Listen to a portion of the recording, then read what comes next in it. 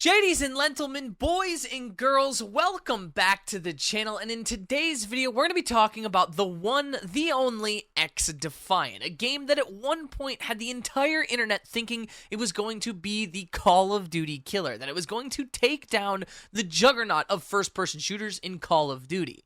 But before we hop into that, if you guys want to stay up to date with all things FPS shooters, video games related, or whatever it might be, make sure to drop a like and subscribe. It means the world to me. But nonetheless, let's hop into today's video.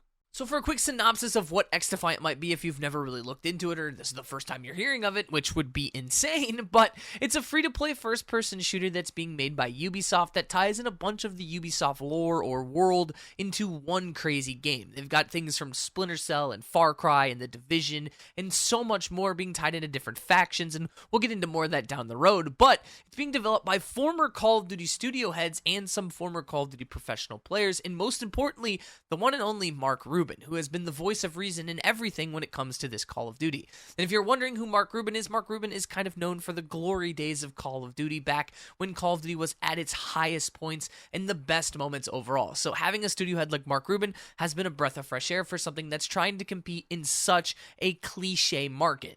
So the one thing that made Xdefiant so popular amongst so many people, especially people in the Call of Duty community, maybe if you were former or past players or whatever it might be, they look to return things that arcade shooters found to be the best, like no disbanding of lobbies, a classic prestige system, weapon and camo mastery grinds, and most importantly, the best thing of it all, no skill-based matchmaking. Now, skill-based matchmaking will be in the game in a couple forms of a boot camp or a welcome playlist, as well as their ranked mode coming later in the year, but the casual experience overall will have zero, not any skill-based matchmaking. Now, as someone who grew up as a Call of Duty channel and playing Call of Duty my whole life, this channel started out on Call of Duty. So I think SBMM has its place. I've made videos on that before, but over the last couple of years, I've begun to question myself, is it me that hates the game, or is the game just starting to really push me away? Am I growing out of that Call of Duty arcade feel? And honestly, I don't think so. I still enjoy making content on it. I still enjoy having fun, but the one thing over the past couple years that has pushed me away the most from Call of Duty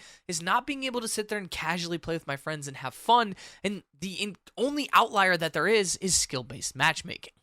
So I'd like to spark up a discussion real quick down in the comment sections below. Get your thoughts on skill-based matchmaking as a whole. How do you guys feel? Has it done the same to you where it's really pushed you away from the title of Call of Duty? Or is it something that you've kind of learned to live with and you still just kind of push along with it? Let me know down in the comment section below because I want these discussion videos to get back to what they used to be. But nonetheless, let's hop back into Xdefiant.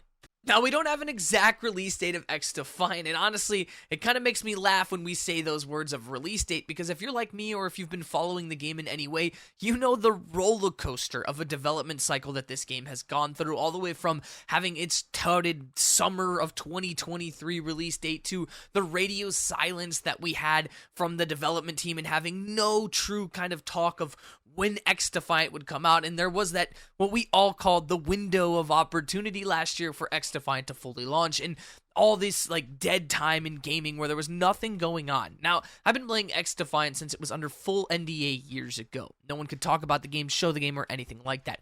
Me and my friends had gone around and played the game a ton, and I've watched this game kind of go from a passion project to what the most recent playtest in July of last year was of a game I thought could fully release.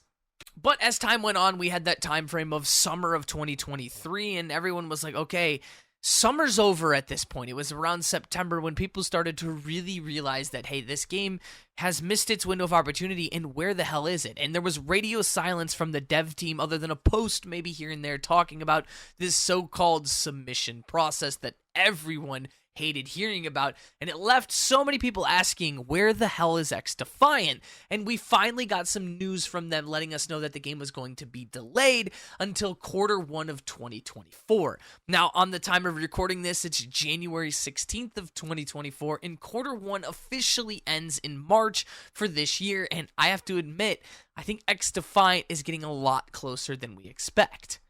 Now, over the past couple days, we've not gotten anything directly from Xdefiant, but we did get a post directly from Ubisoft with a Happy New Year video on the 15th of January, which, I don't know about you guys, but the New Year for me was the 1st, but hey, maybe they're just a little delayed like their games usually are, but the video showcased what was to come in 2024, and you guessed it, one of those things they showed off was Xdefiant. Not only that, over the last few months and weeks, we've had Mark Rubin really tell us that Xdefiant is very close to officially getting a release date, and from passing that submission process earlier in 2023, when they submit now, things aren't going to be hard to get. So the game is going to get a proper release window with preload times and not a shadow drop like many thought it would, or like the finals most recently did, which, gotta admit, the finals is doing really well.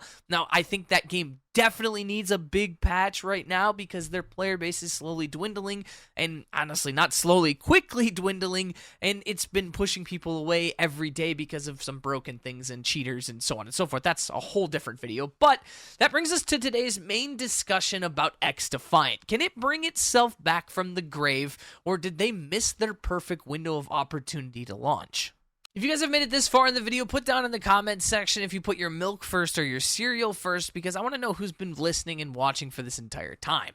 So from my perspective, this is where my opinion kind of gets inserted into this video, is I think Xdefiant's in a position right now where if they launch in the next couple weeks into about a month, I would say, let's say to the second week of February, they're in a position right now where they can steal a lot of players away from a game like Call of Duty. Now, if you've seen my Xdefiant videos in the past, you know I'm a big proponent that you should play what you enjoy and have fun with it, and I was all gung-ho on Modern Warfare 3 and ready to play it. And when the game first dropped, I was having, the time of my life going back to classic maps and playing a game that I truly thought was a very good Call of Duty. But again, there is that one thing that's been pushing me away, and it's skill-based matchmaking. And we did get something from the COD developers talking about how they were going to address skill-based matchmaking and whatever they wanted to do with that. But every time I get on to play either Warzone or even multiplayer, I'm in a spot where I just don't have fun. Now, have we tried workarounds and stuff that have maybe given us easier lobbies and that? And yeah, we have, and that's something that,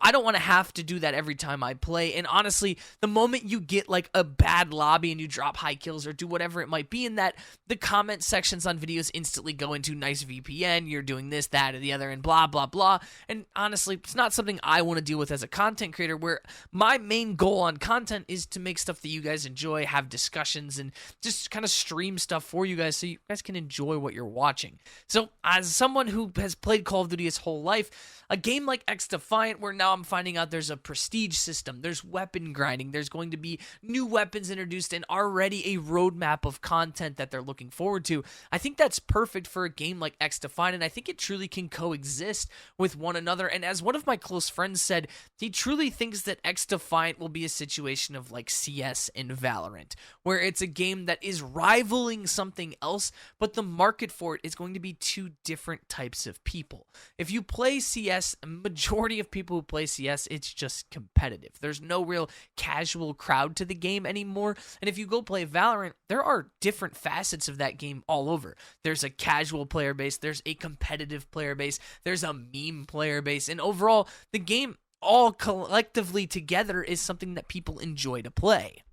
But time and time again, I've said it about Xdefiant, and I'm going to say it again here. If Xdefiant doesn't find an identity, and it doesn't even need to be a secondary mode anymore, it needs to find that game mode that sets it apart from others, just like we have in Call of Duty. One of the main things you'll see people doing in Call of Duty is playing Search and Destroy, that one life, high risk, high reward mode that has kind of evolved now into people playing Warzone. It's the same as Valorant has its main mode that is something that people play, with secondary modes that if you want to go play, you can do. So finding your identity in Xdefiant is something that I think they need to do. Do I think they need a secondary mode? Down the road, yeah, I think they need something else. I'm not saying a battle royale, but just something else that will maybe make the game a little more fun. And we have heard that they're looking into a one life search and destroy style mode, and I think that's something that's really going to propel Xdefiant to the next level, because you don't want this game to be a game that is strictly a competitive experience. You want this game to be both a casual and competitive experience. You don't want it to be overrun by a community that's just playing the game competitively. You want to be able to have every facet so that you can combine everything together and make a game that can compete and rival with Call of Duty. But nonetheless, guys, that's today's video talking about Xdefiant. Going back to our roots of commentary style videos, and I'm going to be honest, I miss doing these, and I miss talking to you guys down in the comments section below. So if you made it to the end of the video here, I appreciate you. I love you guys to death. Stay up to date with all things by dropping a like and subscribing, and I will see you guys in the next video. You're beautiful. You're one of a kind. Deuces, boys.